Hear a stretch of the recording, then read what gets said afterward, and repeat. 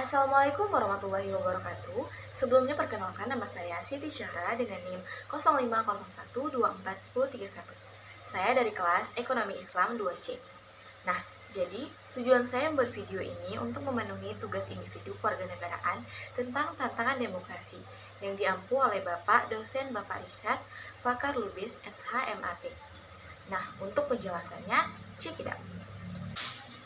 Demokrasi adalah sistem pemerintahan yang memberikan kekuasaan kepada rakyat untuk menentukan arah dan masa depan negaranya. Nah, dalam sistem ini, rakyat memiliki kebebasan untuk memilih pemimpin, menyampaikan pendapat, serta ikut terlibat dalam proses pengambilan keputusan.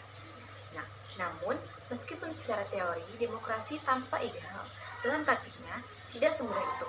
Demokrasi menghadapi berbagai tantangan yang perlu kita pahami dan hadapi bersama. Salah satu tantangan utama adalah rendahnya partisipasi masyarakat, seperti banyak orang yang merasa bahwa suara mereka itu tidak berpengaruh, sehingga mereka memilih untuk tidak peduli terhadap proses politik. Nah, ketika masyarakat tidak aktif menggunakan hak suaranya atau tidak terlibat dalam pengawasan terhadap kebijakan publik, maka demokrasi kehilangan kekuatannya. Tanpa partisipasi aktif, demokrasi hanya menjadi formalitas belaka. Nah, tantangan berikutnya adalah maraknya praktik politik, uang, dan korupsi. Dalam banyak pemilu, masih sering kita temui bahwa calon pemimpin yang memanfaatkan uang untuk membeli suara rakyat. Padahal, demokrasi seharusnya memberikan ruang bagi pemimpin yang berkualitas dan berintegritas, bukan hanya bermodal finansial saja. Nah, ketika politik uang dibiarkan terjadi, maka yang terpilih bukanlah yang terbaik, melainkan yang paling mampu membayar. Korupsi pun menjadi ancaman besar bagi demokrasi.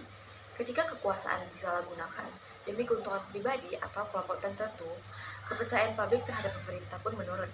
Demokrasi hanya bisa berjalan baik jika para pemimpinnya itu jujur, terbuka, dan bisa mempertanggungjawabkan.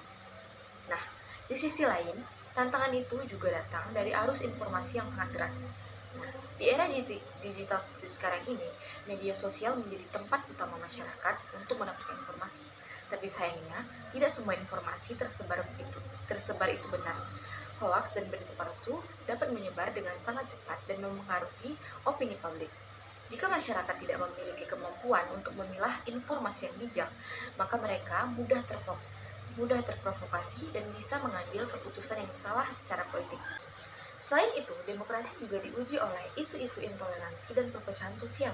Di negara yang majemuk seperti Indonesia, keberagaman seharusnya menjadi kekuatan. Tapi, dalam praktiknya, perbedaan sering sekali dimanfaatkan untuk memecah belah masyarakat, terutama dalam masa kampanye atau saat terjadi konflik politik. Ketika rasa kebersamaan diganti dengan fanatisme kelompok, demokrasi pun terancam. Menghadapi semua tantangan ini, kita sebagai warga negara yang mengambil peran, demokrasi bukan hanya memiliki politisi atau pejabat, tapi milik kita semua. Kita perlu aktif, peduli, kritis, dan ikut menjaga agar sistem ini berjalan di jalur yang benar. Demokrasi yang sehat hanya bisa terwujud jika rakyatnya cerdas dan bertanggung jawab. Nah, sekian yang bisa saya paparkan. Semoga bermanfaat. Assalamualaikum warahmatullahi wabarakatuh.